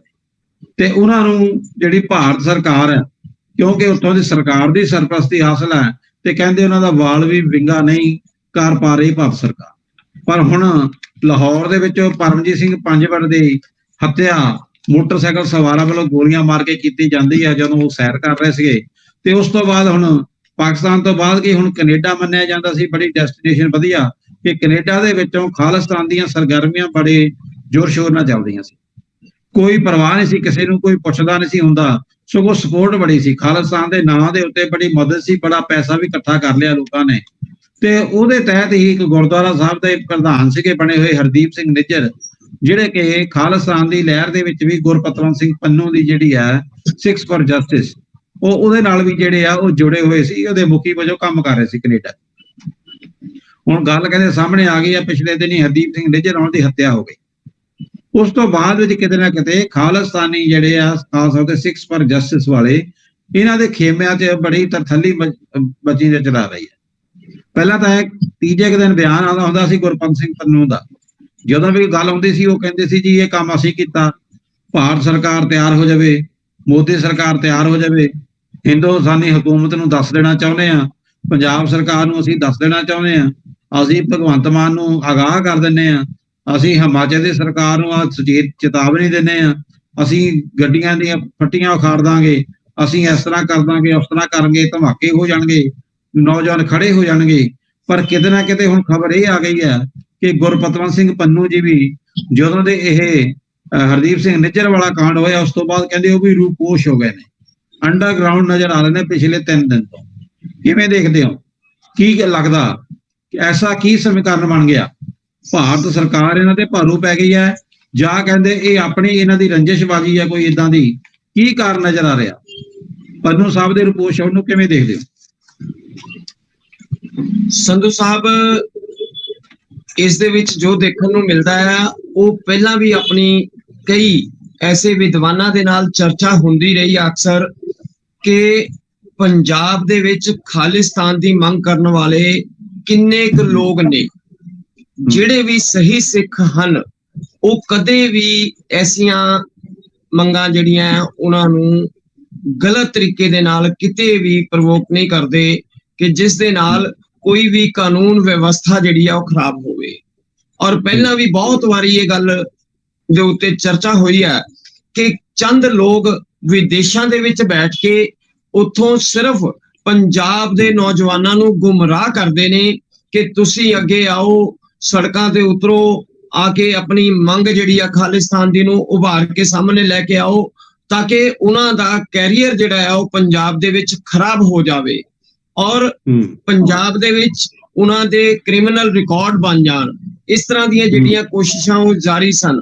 ਲੇਕਿਨ ਹੁਣ ਪਿਛਲੇ ਕੁਝ ਸਮੇਂ ਤੋਂ ਜਦੋਂ ਤੋਂ ਕੇਂਦਰ ਦੇ ਵਿੱਚ ਨਰਿੰਦਰ ਮੋਦੀ ਜੀ ਦੀ ਸਰਕਾਰ ਹੈ, ਉਹਨਾਂ ਨੇ ਵਿਦੇਸ਼ਾਂ ਦੇ ਵਿੱਚ ਆਪਣੀਆਂ ਨੀਤੀਆਂ ਇਸ ਤਰੀਕੇ ਨਾਲ ਉਹਨਾਂ ਸਰਕਾਰਾਂ ਦੇ ਨਾਲ ਗੱਲ ਕੀਤੀਆਂ, ਵਿਦੇਸ਼ ਮੰਤਰਾਲੇ ਦੇ ਨਾਲ ਗੱਲਾਂ ਬਾਤਾਂ ਕੀਤੀਆਂ ਕਿ ਜਿਹੜੇ ਲੋਕ ਉੱਥੇ ਇਸ ਤਰ੍ਹਾਂ ਦੇ ਕੁਝ ਪ੍ਰਦਰਸ਼ਨ ਕਰਦੇ ਸੀ ਗਲਤ ਤਰੀਕਿਆਂ ਦੇ ਨਾਲ, ਉਹਨਾਂ ਦੇ ਉੱਤੇ ਕਾਰਵਾਈ ਕਰਵਾਉਣ ਦੇ ਲਈ ਉਹਨਾਂ ਨੇ ਪ੍ਰੇਰਿਤ ਕੀਤਾ ਤੇ ਗੱਲਬਾਤ ਕੀਤੀ।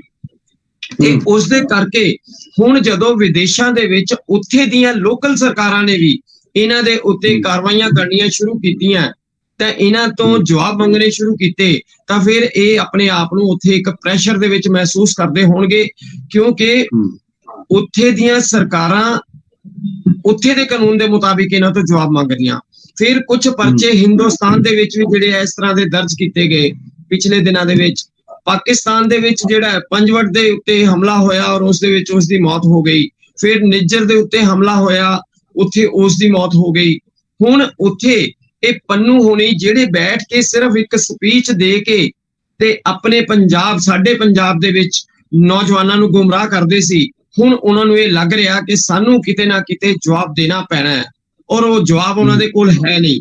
ਇਸ ਕਰਕੇ ਉਹ ਹੁਣ ਆਪਣੀ ਜਾਨ ਨੂੰ ਸੁਰੱਖਿਅਤ ਕਰਨ ਲਈ, ਕਿਉਂਕਿ ਇਹਨਾਂ ਨੇ ਉੱਥੇ ਹੋਰ ਵੀ ਬਹੁਤ ਸਾਰੇ ਲੋਕਾਂ ਨਾਲ ਫਿਰੌਤੀਆਂ ਲੈਣ ਦੇ ਲਈ, ਜਬਰਨ ਕਿਸੇ ਤੋਂ ਪੈਸਾ ਲੈਣ ਦੇ ਲਈ ਬੜੇ ਇਸ ਤਰ੍ਹਾਂ ਦੇ ਜਿਹੜੇ ਕੰਮ ਕੀਤੇ ਆ ਪ੍ਰਭਾਵ ਬਣਾ ਕੇ, ਤੇ ਉਹ ਲੋਕ ਜਿਹੜੇ ਆ ਨਿੱਜੀ ਰੰਜਿਸ਼ਾਂ ਜਿਹੜੀਆਂ ਉਹ ਸਾਹਮਣੇ ਵੀ ਆ ਰਹੀਆਂ ਨੇ, ਤੇ ਉਸ ਕਰਕੇ ਇਹ ਲੋਕ ਹੁਣ ਉੱਥੋਂ ਆਪਣੀ ਜਾਨ ਬਚਾਉਣ ਦੇ ਲਈ ਅੰਡਰਗਰਾਉਂਡ ਹੋ ਕੇ ਰਹਿ ਰਹੇ ਨੇ, ਜਿਹੜਾ ਕਿ ਸਾਡੇ ਪੰਜਾਬੀਆਂ ਨੂੰ ਸਮਝਣ ਦੀ ਲੋੜ ਹੈ ਕਿ ਕਿਤੇ ਵਿਦੇਸ਼ 'ਚ ਬੈਠ ਕੇ ਸਾਨੂੰ ਗੁੰਮਰਾਹ ਕਰਕੇ ਕੋਈ ਵੀ ਆਦਮੀ ਸਾਡਾ ਤੇ ਸਾਡੇ ਪੰਜਾਬ ਦਾ ਨੁਕਸਾਨ ਨਾ ਕਰੇ, ਸਾਡੇ ਦੇਸ਼ ਦਾ ਨੁਕਸਾਨ ਨਾ ਕਰੇ। ਇਸ ਚੀਜ਼ ਤੋਂ ਸਾਨੂੰ ਸੁਚੇਤ ਰਹਿਣ ਦੀ ਲੋੜ ਹੈ। ਤੁਸੀਂ ਮਹਿੰਦਰ ਜੀ ਵਿਦੇਸ਼ਾਂ ਦੀ ਗੱਲ ਜਿਹੜੀ ਕੀਤੀ ਹੈ ਨਾ, ਭਾਰਤ ਦੇ ਪ੍ਰਭਾਵ ਦੇ ਵਧਣ ਦੀ, ਉਹਦੇ ਵਾਸਤੇ ਜਿਹੜੀ ਤਾਜ਼ਾ ਮਿਸਾਲ ਹੈ ਕਿ ਸਿਆਸੀ ਦੌਰੇ ਦੇ ਉੱਤੇ ਨੇ, ਸਿਆਸੀ ਸਮੀਕਰਨ ਫਿੱਟ ਬਿਠਾਉਣ ਲਈ ਅਮਰੀਕਾ ਗਏ ਹੋਏ ਨੇ ਭਾਰਤ ਦੇ ਪ੍ਰਧਾਨ ਮੰਤਰੀ ਨਰਿੰਦਰ ਮੋਦੀ। ਉੱਥੋਂ ਹਾਲਾਂਕਿ ਗਿਫਟ ਤੋਹਫਿਆਂ ਦਾ ਵੀ ਆਦਾਨ ਪ੍ਰਦਾਨ ਆਪਸ ਵਿੱਚ ਇਹਨਾਂ ਵੱਲੋਂ ਕੀਤਾ ਗਿਆ। ਤੋਹਫਿਆਂ ਦਾ ਸਮੀਕਰਨ ਕੀ ਨੇ, ਉਹ ਕੀ ਕਹਿੰਦੇ ਨੇ, ਉਹਨਾਂ ਦਾ ਇਸ਼ਾਰਾ ਕੀ ਹੈ, ਇਹ ਵੀ ਜਿਹੜਾ ਡਿਪਲੋਮੈਟਿਕ ਹੁੰਦਾ ਇਹਦੇ ਵੀ ਬੜੇ ਅਰਥ ਹੁੰਦੇ ਨੇ। ਪਰ ਉੱਥੇ ਜਾ ਕੇ ਜਿਹੜੇ ਲੋਕੀ ਬਿਆਨ ਦਿੱਤੇ ਜਾਂਦੇ ਨੇ, ਪ੍ਰਧਾਨ ਮੰਤਰੀ ਜਾਂ ਉੱਥੋਂ ਦੇ ਰਾਸ਼ਟਰਪਤੀ ਕਿਸ ਤਰੀਕੇ ਨਾਲ ਡੀਲ ਕਰਦੇ ਨੇ ਇੱਕ ਦੂਜੇ ਨੂੰ, ਇਹਦੇ ਬੜੇ ਗਹਿਰੇ ਅਰਥ ਹੁੰਦੇ। ਜਦੋਂ ਮੋਦੀ ਜੀ ਜਾਂਦੇ ਨੇ ਤੇ ਉੱਥੋਂ ਦੇ ਰਾਸ਼ਟਰਪਤੀ ਜੋ ਬਾਈਡਨ ਤੇ ਉਹਨਾਂ ਦੀ ਪਤਨੀ ਦੋਨੇ ਜਣੇ ਕਾਫੀ ਦੇਰ ਜਿਹੜਾ ਉਹ ਖੜ ਕੇ ਉਹਨਾਂ ਦਾ ਇੰਤਜ਼ਾਰ ਕਰਦੇ ਨੇ। ਰੈੱਡ ਕਾਰਪਟ ਵਿਛਦੀ ਆ ਮੋਦੀ ਜੀ ਦੇ ਰਾਹਾਂ ਦੇ ਵਿੱਚ, ਤੇ ਉੱਥੇ ਜਾ ਕੇ ਵੱਡੀ ਪੱਧਰ ਦੇ ਉੱਤੇ ਹਜ਼ਾਰਾਂ ਦੀ ਗਿਣਤੀ ਵਿੱਚ ਜਿਹੜੇ ਮੌਜੂਦ ਨੇ ਭਾਰਤੀ, ਉਹਨਾਂ ਨੂੰ ਸੰਬੋਧਨ ਵੀ ਕਰਦੇ ਨੇ ਮੋਦੀ ਜੀ। ਤੇ ਉੱਥੇ ਇੱਕ ਗੱਲ ਬੜੀ ਕਹਿੰਦੇ ਨੇ, ਜਿਹੜੀ ਕਿ ਭਾਰਤ ਵਿੱਚ ਜੋ ਵਿਰੋਧੀ ਪਾਰਟੀਆਂ ਜੋ ਵਿੱਚ ਪ੍ਰਚਾਰ ਕਰਦੀਆਂ ਨੇ ਉਸ ਤੋਂ ਉਲਟ ਨਜ਼ਰ ਕਿਤੇ ਗੱਲ ਆ ਰਹੀ ਹੈ। ਵਿਰੋਧੀ ਪਾਰਟੀਆਂ ਦਾ ਅਕਸਰ ਇੱਥੇ ਕਹਿਣਾ ਹੁੰਦਾ ਕਿ ਭਾਰਤ ਵਿੱਚ ਜਿਹੜਾ ਲੋਕਤੰਤਰ ਖਤਰੇ ਵਿੱਚ ਹੈ, ਤੇ ਰਾਹੁਲ ਗਾਂਧੀ ਜੀ ਵੀ ਵਿਦੇਸ਼ਾਂ ਜਦੋਂ ਜਾਂਦੇ ਨੇ ਉਹ ਇਹੀ ਦੱਸਦੇ ਨੇ ਕਿ ਭਾਰਤ ਵਿੱਚ ਲੋਕਤੰਤਰ ਨੂੰ ਬਹੁਤ ਵੱਡਾ ਖਤਰਾ ਹੈ ਤੇ ਮੋਦੀ ਸਰਕਾਰ ਸਾਰਾ ਕੁਝ ਹੈਕ ਕਰਕੇ ਸਾਰਾ ਕੁਝ ਆਪਣੇ ਹੱਥ ਵਿੱਚ ਕਰ ਲਵੇ, ਤੇ ਲੋਕਤੰਤਰ ਦੀ ਜੇ ਬਹਾਲੀ ਬਹੁਤ ਜ਼ਰੂਰੀ ਹੈ। ਪਰ ਪ੍ਰਧਾਨ ਮੰਤਰੀ ਨਰਿੰਦਰ ਮੋਦੀ ਜੀ ਦਾ ਹੁਣ ਬਿਆਨ ਹੈ ਕਿ ਕਹਿੰਦੇ ਲੋਕਤੰਤਰ ਸਾਡੇ DNA ਵਿੱਚ ਹੈ। ਇਸ ਦਾ ਕੀ ਭਾਵ ਕਿਵੇਂ ਲੈਂਦੇ ਹੋ ਮੋਦੀ ਜੀ ਦੇ ਇਸ ਬਿਆਨ ਨੂੰ? ਕਿੰਨਾ ਕੁ ਸੁਰੱਖਿਅਤ ਨਜ਼ਰ ਆ ਰਿਹਾ ਲੋਕ ਰਾਜ? ਦੇਖੋ ਸੰਧੂ ਸਾਹਿਬ, ਅਗਰ ਗੱਲ ਕਰੀਏ ਲੋਕਤੰਤਰ ਖਤਰੇ ਦੇ ਵਿੱਚ ਹੈ ਤਾਂ ਮੈਂ ਸਮਝਦਾ ਕਿ ਹਿੰਦੁਸਤਾਨ ਤੋਂ ਵਧੀਆ ਕੋਈ ਵੀ ਐਸਾ ਦੇਸ਼ ਨਹੀਂ ਹੈ ਕਿ ਜਿੱਥੇ ਲੋਕਤੰਤਰ ਸੁਰੱਖਿਅਤ ਹੈ। ਕਿਉਂਕਿ ਇੱਥੇ ਤੁਸੀਂ ਦੇਖੋ, ਚਾਹੇ ਤੁਸੀਂ, ਚਾਹੇ ਅਸੀਂ, ਚਾਹੇ ਕੋਈ ਵੀ ਆਦਮੀ ਜਿਹਦਾ ਜੋ ਦਿਲ ਕਰਦਾ ਉਹ ਚਾਹੇ ਪ੍ਰਧਾਨ ਮੰਤਰੀ ਦੇ ਬਾਰੇ ਬੋਲ ਲਵੇ, ਚਾਹੇ ਉਹ ਮੁੱਖ ਮੰਤਰੀ ਦੇ ਬਾਰੇ ਬੋਲ ਲਵੇ, ਚਾਹੇ ਉਹ ਕਿਸੇ ਵੀ ਵੱਡੇ ਪਦ ਅਧਿਕਾਰੀ ਦੇ ਬਾਰੇ ਬੋਲ ਲਵੇ, ਔਰ ਕਿਸੇ ਦੀ ਜਾਣਕਾਰੀ ਲੈਣੀ ਚਾਹਵੇ ਤਾਂ ਉਹ RTI ਦੇ ਰਾਹੀਂ ਕਿਸੇ ਦੀ ਵੀ ਜਾਣਕਾਰੀ ਸਰਕਾਰੀ ਚੀਜ਼ ਦੀ ਲੈ ਸਕਦਾ ਹੈ। ਯਾਨੀ ਕਿ ਕੋਈ ਵੀ ਬੰਦੇ ਦੇ ਉੱਤੇ ਕਿਸੇ ਤਰ੍ਹਾਂ ਦਾ ਇੱਥੇ ਬੰਦਿਸ਼ ਨਹੀਂ ਹੈ, ਨਾ ਜ਼ੁਬਾਨ ਦੇ ਉੱਤੇ, ਨਾ ਕਿਸੇ ਕਾਰੋਬਾਰ ਦੇ ਉੱਤੇ। ਹਰ ਚੀਜ਼ ਦੇ ਉੱਤੇ ਜਿਹੜਾ ਆ ਲੋਕ ਆਜ਼ਾਦ ਨੇ। ਅਸੀਂ ਆਜ਼ਾਦ ਦੇਸ਼ ਦੇ ਨਾਗਰਿਕ ਆ ਤੇ ਅਸੀਂ ਸੱਚੀ ਮੁੱਚੀ ਆਜ਼ਾਦ ਆ। ਇੱਥੇ ਕੋਈ ਇੱਕ ਬੰਦਾ ਵੀ ਇਹ ਨਹੀਂ ਕਹਿ ਸਕਦਾ ਕਿ ਉਸ ਨੂੰ ਕਦੇ ਕਿਸੇ ਪਾਬੰਦੀ ਦੇ ਵਿੱਚ ਹੈ। ਕਾਨੂੰਨ ਦੀ ਮਰਿਆਦਾ ਦੇ ਮੁਤਾਬਿਕ ਚੱਲਣ ਦਾ ਸਭ ਨੂੰ ਅਧਿਕਾਰ ਹੈ। ਜਦ ਕਿ ਅਸੀਂ ਐਸੇ ਵੀਡੀਓ ਲੋਕਾਂ ਦੇ ਦੇਖਦੇ ਆ ਬਾਹਰਲੇ ਦੇਸ਼ਾਂ ਦੇ ਕਿ ਕੋਈ ਅਗਰ ਕਿਸੇ ਵਿਦੇਸ਼ੀ ਰੇਡੀਓ ਵੀ ਸੁਣ ਲਵੇ ਤੇ ਉਸ ਨੂੰ ਵੀ ਗੋਲੀਆਂ ਮਾਰ ਦਿੱਤੀਆਂ ਜਾਂਦੀਆਂ ਨੇ। ਕੋਈ ਅਗਰ ਕਿਸੇ ਦੀ ਕੋਈ ਗੱਲ ਵੀ ਕਰ ਲਵੇ ਤਾਂ ਉਸ ਨੂੰ ਵੀ ਜਿਹੜਾ ਆ ਮਾਰ ਦਿੱਤਾ ਜਾਂਦਾ ਹੈ। ਜਿਹੜਾ ਥੋੜਾ ਜਿਹਾ ਵੀ ਉਹਨਾਂ ਦੇ ਕਹਿਣੇ ਦੇ ਮੁਤਾਬਿਕ ਨਹੀਂ ਚੱਲਦਾ, ਜ਼ਿੰਦਾ ਲੋਕਾਂ ਨੂੰ ਦਫਨਾ ਦਿੱਤਾ ਜਾਂਦਾ ਹੈ, ਸਿਰ ਕਲਮ ਕਰ ਦਿੱਤੇ ਜਾਂਦੇ ਨੇ। ਤਾਂ ਮੈਨੂੰ ਸਮਝ ਨਹੀਂ ਆਉਂਦੀ ਕਿ ਲੋਕਤੰਤਰ ਅਸੀਂ ਇਹਦੇ ਤੋਂ ਵੱਧ ਹੋਰ ਕੀ ਚਾਹੁੰਦੇ ਆ, ਤੇ ਸਾਨੂੰ ਹਰ ਚੀਜ਼ ਦੀ ਆਜ਼ਾਦੀ ਹੈ। ਅਗਰ ਕੋਈ ਬੰਦਾ ਐਸਾ ਹੋਵੇ ਤਾਂ ਉਹ ਗੱਲ ਕਰ ਸਕਦਾ ਹੈ, ਪਰ ਮੈਂ ਸਮਝਦਾ ਕਿ ਜੋ ਉਹਨਾਂ ਨੇ ਕਿਹਾ ਮੋਦੀ ਜੀ ਨੇ ਕਿ ਲੋਕਤੰਤਰ ਸਾਡੇ DNA ਦੇ ਵਿੱਚ ਹੈ। DNA ਦਾ ਮਤਲਬ ਸਾਡੀ ਰਗ ਰਗ ਦੇ ਵਿੱਚ ਹੈ, ਸਾਡੇ ਖੂਨ ਦੇ ਵਿੱਚ ਹੈ। ਤੇ ਭਾਰਤ ਵਾਸੀ ਜਿਹੜੇ ਲੋਕ ਹੈ, ਚਾਹੇ ਅਸੀਂ ਪੰਜਾਬ 'ਚ ਰਹਿਣ ਵਾਲੇ ਆ, ਚਾਹੇ ਹਿੰਦੁਸਤਾਨ ਦੇ ਕਿਸੇ ਵੀ ਕੋਨੇ 'ਚ ਰਹਿਣ ਵਾਲੇ ਆ, ਸਾਨੂੰ ਸਾਰਿਆਂ ਨੂੰ ਕਿਤੇ ਨਾ ਕਿਤੇ ਆਪਣੇ ਦੇਸ਼ ਦੇ ਨਾਲ ਪਿਆਰ ਹੈ। ਇਹੀ ਕਾਰਨ ਹੈ ਕਿ ਕਿੰਨੇ ਕਿੰਨੇ ਸਾਲ, ਸਦੀਆਂ ਬੀਤ ਗਈਆਂ ਔਰ 2-2 3-3 ਪੀੜ੍ਹੀਆਂ ਬੀਤ ਗਈਆਂ। ਲੋਕ ਵਿਦੇਸ਼ਾਂ ਦੇ ਵਿੱਚ ਕਾਰੋਬਾਰ ਵੀ ਕਰਦੇ ਨੇ, ਆਂਦੇ ਜਾਂਦੇ ਨੇ, ਲੇਕਿਨ ਹਰ ਪ੍ਰੋਗਰਾਮ ਦੇ ਉੱਤੇ ਪਰਿਵਾਰ ਦੇ ਔਰ ਸਮਾਜ ਦੇ ਉਹ ਇੱਥੇ ਆਂਦੇ ਨੇ, ਆ ਕੇ ਉਹਨਾਂ ਦੇ ਵਿੱਚ ਆਪਣੀ ਪਾਰਟਿਸਿਪੇਸ਼ਨ ਕਰਦੇ ਆ ਔਰ ਉੱਥੋਂ ਸਹਿਯੋਗ ਦਿੰਦੇ ਆ। ਤੇ ਇਸ ਕਰਕੇ ਮੈਂ ਸਮਝਦਾ ਕਿ ਜੋ ਮੋਦੀ ਜੀ ਨੇ ਕਿਹਾ ਕਿ ਲੋਕਤੰਤਰ ਸਾਡੇ DNA ਦੇ ਵਿੱਚ ਹੈ, ਉਹ ਉਹਨਾਂ ਨੇ ਇਕੱਲੇ ਉਹਨਾਂ ਦੇ ਬਾਰੇ ਗੱਲ ਨਹੀਂ ਕੀਤੀ, ਉਹਨਾਂ ਨੇ ਪੂਰੇ ਹਰੇਕ ਭਾਰਤੀ ਦੇ ਬਾਰੇ ਗੱਲ ਕੀਤੀ, ਹਰੇਕ ਪੰਜਾਬੀ ਦੇ ਬਾਰੇ ਗੱਲ ਕੀਤੀ, ਸਾਡੇ ਸਾਰਿਆਂ ਦੇ ਬਾਰੇ ਗੱਲ ਕੀਤੀ ਔਰ ਉਹ ਬਿਲਕੁਲ ਠੀਕ ਹੈ। ਨਾਲ ਦੀ ਨਾਲ ਮਹਿੰਦਰ ਜੀ, ਨਾਲ ਦੀ ਨਾਲ ਭਾਰਤ ਦੇ ਨਾਲ ਨਾਲ ਉਹਨਾਂ ਅਮਰੀਕਾ ਦਾ ਵੀ ਕਿਹਾ, ਕਹਿੰਦੇ ਦੋਵਾਂ ਦੇ DNA ਵਿੱਚ ਲੋਕਤੰਤਰ ਹੈ। ਤੇ ਨਾਲ ਇਹ ਗੱਲ ਕਹੀ ਹੈ ਕਿ ਭਾਰਤ ਹੁਣ ਅਮਰੀਕਾ ਦਾ ਸਭ ਤੋਂ ਵੱਡਾ ਵਪਾਰਕ ਸਾਂਝੇਦਾਰ ਹੈ। ਇਹ ਬੜਾ ਵੱਡਾ ਜਿਹੜਾ ਬਿਆਨ ਹੈ। ਕਹਿੰਦੇ ਨੇ ਲੋਕਤੰਤਰ ਵਿੱਚ ਜੀਂਦੇ ਹਾਂ ਅਸੀਂ ਦੋਨੇ, ਲੋਕਤੰਤਰ ਨੂੰ ਅਸੀਂ ਜਿਉਂਦੇ ਹਾਂ, ਭਾਰਤੀ ਤੇ ਅਮਰੀਕੀ ਲੋਕ। ਸਾਡੇ ਲੋਕਤੰਤਰ ਵਿੱਚ ਭੇਦਭਾਵ ਦਾ ਕਹਿੰਦੇ ਕੋਈ ਸਵਾਲ ਹੀ ਪੈਦਾ ਨਹੀਂ ਹੁੰਦਾ। ਤੇ ਭਾਰਤ ਅਮਰੀਕਾ ਦੇ ਰਿਸ਼ਤਿਆਂ ਦਾ ਅਸਲੀ ਇੰਜਣ ਕਹਿੰਦੇ ਸਾਡੇ ਮਜ਼ਬੂਤ ਲੋਕਾਂ ਦੇ ਨਾਲ ਲੋਕਾਂ ਦਾ ਰਿਸ਼ਤਾ ਆ। ਅਮਰੀਕੀ ਔਰ ਭਾਰਤੀ ਲੋਕਾਂ ਦੇ ਰਿਸ਼ਤੇ ਨੇ। ਕਹਿੰਦੇ ਇਸ ਇੰਜਣ ਦੀ ਜ਼ੋਰ ਦਾ ਦਹਾੜ ਕਹਿੰਦੇ ਆਪਣੇ ਆਪ ਤੁਸੀਂ ਕਹਿੰਦੇ ਵਾਈਟ ਹਾਊਸ ਦੇ ਬਾਹਰ ਸੁਣੀ ਹੈ, ਕਿਉਂਕਿ ਜਿੱਥੇ ਦੋਨਾਂ ਧਿਰਾਂ ਦੇ ਅਮਰੀਕੀ ਔਰ ਭਾਰਤੀ ਵੱਡੀ ਗਿਣਤੀ 'ਚ ਲੋਕ ਮੌਜੂਦ ਸੀ ਔਰ ਬੜੇ ਉੱਚੀ ਉੱਚੀ ਉਹਨਾਂ ਨੇ ਉੱਥੇ ਨਾਅਰੇਬਾਜ਼ੀ ਵੀ ਜਿਹੜੀ ਕੀਤੀ ਹੈ। ਤੇ ਉਹਨਾਂ ਨੇ ਕਿਹਾ ਸਾਡੀ ਰਣਨੀਤਿਕ ਸਾਂਝੇਦਾਰੀ, ਮਨੁੱਖੀ ਭਲਾਈ, ਸਮੁੱਚੀ ਮਨੁੱਖਤਾ ਦੀ ਭਲਾਈ, ਗਲੋਬਲ ਸ਼ਾਂਤੀ, ਸਥਿਰਤਾ ਅਤੇ ਲੋਕਤੰਤਰੀ ਜਿਹੜੀਆਂ ਕਦਰਾਂ ਕੀਮਤਾਂ 'ਚ ਵਿਸ਼ਵਾਸ ਰੱਖਣ ਵਾਲੀਆਂ ਤਾਕਤਾਂ ਵਾਸਤੇ ਬਹੁਤ ਜ਼ਰੂਰੀ ਹੈ। ਤੇ ਇੰਨੀ ਗੱਲ ਨੇ ਦੂਜੇ ਪਾਸੇ ਗੱਲ ਕਰੀਏ ਤੇ ਅਮਰੀਕਾ ਦੇ ਰਾਸ਼ਟਰਪਤੀ ਵੀ ਇਹ ਕਹਿੰਦੇ ਨਜ਼ਰ ਆਏ ਆ ਕਿ ਸਾਡੇ ਭਾਰਤ ਦੇ ਔਰ ਅਮਰੀਕਾ ਦੇ ਸੰਬੰਧ ਨੇ ਉਹ 21ਵੀਂ ਸਦੀ ਦੇ ਸਭ ਤੋਂ ਫੈਸਲਾਕੁਨ ਰਿਸ਼ਤਿਆਂ ਵਿੱਚੋਂ ਨੇ। ਜੋ ਬਾਈਡਨ ਕਹਿੰਦੇ ਨੇ, ਉਹ ਕਹਿੰਦੇ ਪਿਛਲੇ 10 ਸਾਲਾਂ ਵਿੱਚ ਛੋਟੇ ਛੋਟੇ ਕਦਮ ਵੱਡੀ ਤਰੱਕੀ ਵਿੱਚ ਬਦਲ ਗਏ ਆ ਸਾਡੇ। ਅਸੀਂ ਛੋਟੇ ਛੋਟੇ ਕਦਮ ਪੁੱਟਦੇ ਆਏ ਆ। ਅੱਜ ਸਾਡੇ ਦੇਸ਼ਾਂ ਦੇ ਵਿਚਾਲੇ ਸਾਂਝੇਦਾਰੀ ਪਹਿਲਾਂ ਨਾਲੋਂ ਕਹਿੰਦੇ ਬਹੁਤ ਜ਼ਿਆਦਾ ਮਜ਼ਬੂਤ ਹੋ ਚੁੱਕੀ ਹੈ। ਫਿਰ ਉਹਨਾਂ ਨੇ ਇਹ ਵੀ ਗੱਲ ਕਹੀ ਹੈ ਕਿ ਭਾਰਤ ਦੇ ਸਹਿਯੋਗ ਨਾਲ ਅਸੀਂ ਆਜ਼ਾਦ, ਸੁਰੱਖਿਅਤ ਅਤੇ ਜਿਹੜਾ ਖੁਸ਼ਹਾਲ, ਮਜ਼ਬੂਤ ਇੰਡੋ ਪੈਸੀਫਿਕ ਲਈ ਕਵਾੜ ਨੂੰ ਮਜ਼ਬੂਤ ਕੀਤਾ। ਕਹਿੰਦੇ ਇਹ ਗਲੋਬਲ ਭਲਾਈ ਵਾਸਤੇ ਦੁਨੀਆ ਦੇ ਜਿਹੜੀ ਹੈ ਰੁਖ ਆ ਉਹਨੂੰ ਮੋੜ ਦੇਵੇਗਾ। ਭਾਰਤ ਤੇ ਅਮਰੀਕਾ ਸਿਹਤ ਸੇਵਾ ਦੇ ਵਿਸਥਾਰ, ਜਲਵਾਯੂ ਪਰਿਵਰਤਨ ਅਤੇ ਯੂਕਰੇਨ ਅਤੇ ਰੂਸ ਦੀ ਹਮਲਾਵਰਤਾ ਨਾਲ ਪੈਦਾ ਹੋਏ ਮੁੱਦਿਆਂ ਉੱਤੇ ਮਿਲ ਕੇ ਕੰਮ ਕਰ ਰਹੇ ਆ। ਇਹ ਜੋ ਬਾਈਡਨ ਨੇ ਜਿਹੜੇ ਆ ਇਹ ਖੁਲਾਸੇ ਕੀਤੇ ਨੇ। ਲੱਗਦਾ ਕੀ ਹੈ ਕਿ ਇਸ ਤੋਂ ਬਾਅਦ ਜਿਸ ਤਰੀਕੇ ਨਾਲ ਅਮਰੀਕਾ ਵਰਗਾ ਮਜ਼ਬੂਤ ਮੁਲਕ ਜਿਹੜਾ ਉਹ ਭਾਰਤ ਦੀ ਸੱਜੀ ਬਾਂਹ ਬਣ ਕੇ ਨਾਲ ਖੜਦਾ ਨਜ਼ਰ ਆ ਰਿਹਾ, ਕੀ ਲੱਗਦਾ ਕਿ ਆਉਣ ਵਾਲੇ ਦਿਨ ਭਾਰਤ ਦੀ ਸਿਆਸਤ ਵਿੱਚ ਵੀ ਕੋਈ ਇਹਦਾ ਜਲਵਾ ਦਿਖਾਉਣਗੇ? 2024 ਦੀ ਜਿਹੜੀ ਆ ਚੋਣ ਤੋਂ ਆ ਗਈ ਆ, ਉਹਦੇ 'ਚ ਕਿੱਦਾਂ ਦੇ ਪ੍ਰਭਾਵ ਦੇਖਣ ਨੂੰ ਮਿਲਣਗੇ ਇਸ ਯਾਤਰਾ ਦੇ? ਦੇਖੋ ਸੰਧੂ ਸਾਹਿਬ, ਗੱਲ ਇਹ ਹੈ ਕਿ ਪਿਛਲੀ ਟੈਨਿਓਰ ਦੇ ਵਿੱਚ ਅਗਰ ਆਪਾਂ ਗੱਲ ਕਰੀਏ ਅਮਰੀਕਾ ਦੀ, ਤਾਂ ਡੋਨਾਲਡ ਟਰੰਪ ਉਹ ਹਿੰਦੁਸਤਾਨ ਵੀ ਆਏ ਤੇ ਉਸ ਦੌਰਾਨ ਸਾਡੇ ਦੇਸ਼ ਦੇ ਪ੍ਰਧਾਨ ਮੰਤਰੀ ਅਮਰੀਕਾ ਵੀ ਗਏ। ਉਹਨਾਂ ਦੇ ਨਾਲ ਵੀ ਇਹਨਾਂ ਦੀ ਇੱਕ ਬਹੁਤ ਗੂੜੀ ਜਿਹੜੀ ਹੈ ਮਿੱਤਰਤਾ ਦੇਖਣ ਨੂੰ ਮਿਲੀ ਔਰ ਉਹਨਾਂ ਨੇ ਵੀ ਬੜਾ ਓਪਨਲੀ ਆਪਣੇ ਦੇਸ਼ 'ਚ ਵੀ ਔਰ ਸਾਡੇ ਦੇਸ਼ 'ਚ ਵੀ ਆ ਕੇ ਇਹ ਗੱਲ ਦਾ ਅਨਾਉਂਸ ਕੀਤੀ ਸੀ ਕਿ ਬਈ ਸਾਡੀ ਮਿੱਤਰਤਾ ਜਿਹੜੀ ਹੈ ਉਹ ਦੇਸ਼ ਦੇ ਪੱਧਰ ਦੇ ਉੱਤੇ ਇੱਕ ਐਸੀ ਮਿੱਤਰਤਾ ਹੈ ਕਿ ਅਸੀਂ ਦੁਨੀਆ ਦੇ ਵਿੱਚ ਇੱਕ ਬੜੇ ਵੱਡੇ ਮੀਲ ਪੱਥਰ ਸਥਾਪਿਤ ਕਰ ਰਹੇ ਹਾਂ ਔਰ ਅੱਗੇ ਵੀ ਕਰਾਂਗੇ। ਬਾਈ ਚਾਂਸ ਉੱਥੇ ਸਮੇਂ ਦੇ ਮੁਤਾਬਿਕ ਉੱਥੇ ਦੇ ਰਾਸ਼ਟਰਪਤੀ ਬਦਲੇ। ਹੁਣ ਜੋ ਬਾਈਡਨ ਜੀ ਜਿਹੜੇ ਉੱਥੇ ਦੇ ਮੌਜੂਦਾ ਰਾਸ਼ਟਰਪਤੀ ਨੇ, ਉਹ ਵੀ ਤੁਸੀਂ ਦੇਖੋ ਕਿ ਕਿੰਨੇ ਗਰਮਜੋਸ਼ੀ ਦੇ ਨਾਲ ਹਿੰਦੁਸਤਾਨ ਦੇ ਪ੍ਰਧਾਨ ਮੰਤਰੀ ਦਾ ਸਵਾਗਤ ਕਰਦੇ ਨੇ, ਇੰਤਜ਼ਾਰ ਕਰਦੇ ਨੇ ਔਰ ਉੱਥੇ ਉਹ ਦੱਸਦੇ ਨੇ ਕਿ ਅਸੀਂ ਅਮਰੀਕਾ ਔਰ ਹਿੰਦੁਸਤਾਨ ਦੋਨੇ ਲੋਕਤੰਤਰਿਕ ਦੇਸ਼ ਨੇ ਔਰ ਇਹ ਗੱਲ ਠੀਕ ਹੈ। ਕਿਉਂਕਿ ਤੁਸੀਂ ਦੇਖਿਆ ਹੋਣਾ ਪਿਛਲੇ ਦਿਨਾਂ ਦੇ ਵਿੱਚ ਉੱਥੇ ਜਦੋਂ ਡੋਨਾਲਡ ਟਰੰਪ ਦੇ ਕੁਝ ਕੇਸ ਸਾਹਮਣੇ ਆਏ ਤਾਂ ਉੱਥੇ ਲੋਕਤੰਤਰਿਕ ਤਰੀਕੇ ਨਾਲ ਉਹਨਾਂ ਦੇ ਉੱਤੇ ਉਹ ਕਾਰਵਾਈਆਂ ਵੀ ਹੋਈਆਂ ਔਰ ਉਹਨਾਂ ਦੀ ਇੱਜ਼ਤ ਵੀ ਬਰਕਰਾਰ ਉਸੇ ਤਰੀਕੇ ਰਹੀ।